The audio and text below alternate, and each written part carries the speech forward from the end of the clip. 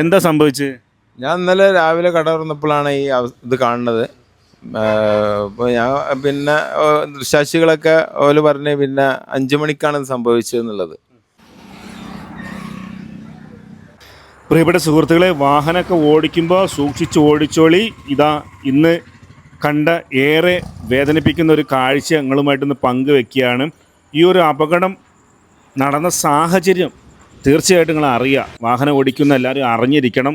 അതുകൊണ്ട് മാത്രമാണ് ഞാൻ നിങ്ങൾ ഈ വീഡിയോ സ്കിപ്പ് ചെയ്യാതെ കാണണമെന്ന് പറഞ്ഞത്. ഒരു എമർജൻസി ആയിട്ടുള്ള ഒരു കാര്യം കണ്ടപ്പങ്ങളിലേക്ക് ഒന്ന് എത്തിച്ചതാണ് കേട്ടോ. എന്താ വെച്ചാൽ മലപ്പുറം ജില്ലയിലെ ഞാൻ ഇപ്പോൾ നിൽക്കുന്നത് പെരുവള്ളൂരാണ്. കാടപ്പടിയിൽ നിന്നും ഞാൻ നേരെ പടിക്കലേക്ക് പോകുമ്പോൾ റോഡ് സൈഡിൽ ഒരു കാറ് കിടക്കുന്ന കാഴ്ച കണ്ടപ്പോൾ എൻ്റെ പൊന്ന് ചങ്കളെ, സത്യം പറഞ്ഞിട്ടുണ്ടെങ്കിൽ ഒരു ഷോക്കായി പോയി. എന്തുകൊണ്ടാണ് ആ വണ്ടി ആ കോലത്തിൽ വന്ന് നിന്നെന്നുള്ളത് നിങ്ങൾ അറിയണം. പ്രത്യേകിച്ച് വണ്ടി ഓടിക്കുന്ന പല ആളുകളും അറിഞ്ഞിരിക്കേണ്ട ഒരു കാര്യമാണ്. നിങ്ങൾക്കൊക്കെ ഇത് പറ്റാം. അപ്പോൾ അറിയാൻ സാധിച്ചത് ഇന്നലെ പുലർച്ചെയായിരുന്നു ഈ ഒരു അപകടം സംഭവിച്ചിട്ടുണ്ടായിരുന്നത്. ആദ്യം ഒരു പോസ്റ്റിനിടിച്ച് അവിടെ ഇടിച്ച ശേഷം നേരെ മറ്റൊരു പോസ്റ്റിലേക്ക് ഇടിക്കേണ്ട സാഹചര്യം എത്തിയപ്പോഴേക്ക് ആ മരക്കൂട്ടത്തിൽ വന്ന് നിൽക്കുന്ന വണ്ടിയാണ് നിങ്ങൾ കാണുന്നത്. ആ ചെറുപ്പക്കാരന് ആരൊക്കെയാണ് വണ്ടിയിലുണ്ടായിരുന്നു എന്നുള്ളതും എത്രത്തോളം പരിക്കുണ്ട് എന്നുള്ളതും എന്താണ് സംഭവിച്ചതെന്നുള്ളതൊക്കെ തൊട്ടടുത്തുള്ള ഷോപ്പ് കാണുന്നുണ്ടല്ലോ നിങ്ങളല്ലേ, ആ ഒരു ഷോപ്പുകാരനോട് ചോദിക്കാം. ദൃക്സാക്ഷികളൊക്കെ കുറേ പേര് ഇവിടെ ഉണ്ട് എന്നുള്ളതാണ് അറിയാൻ സാധിച്ചത്. നിങ്ങൾ എപ്പോഴത് കണ്ടേ? ഞാൻ 7 മണിക്ക് കട ഇറക്കാൻ വന്നപ്പോൾ കണ്ടത്. അപ്പോഴത്തെ അവസ്ഥ എന്തായിരുന്നു?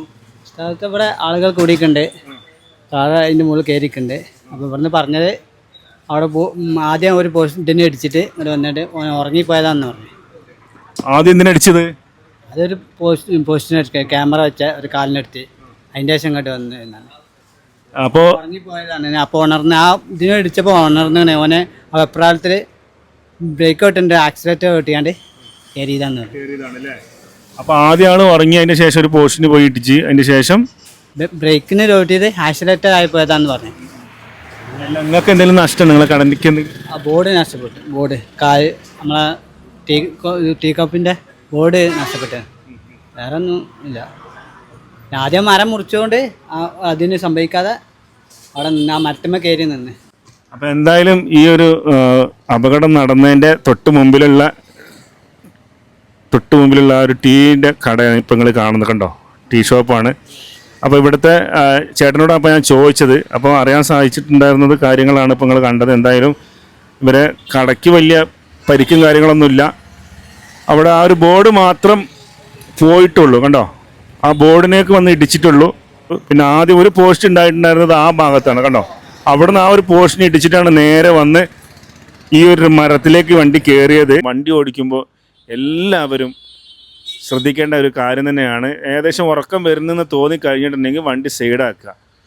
അത്ര മാത്രമേ എനിക്ക് ഈ അവസരത്തിൽ പറയാനുള്ളൂ. കണ്ടിട്ട് എനിക്ക് തോന്നുന്നത് പുലർച്ചെയുള്ളൊരു അപകടം ആയതുകൊണ്ട് തന്നെ അങ്ങനെയും നമുക്ക് ചിന്തിക്കാം അല്ലേ.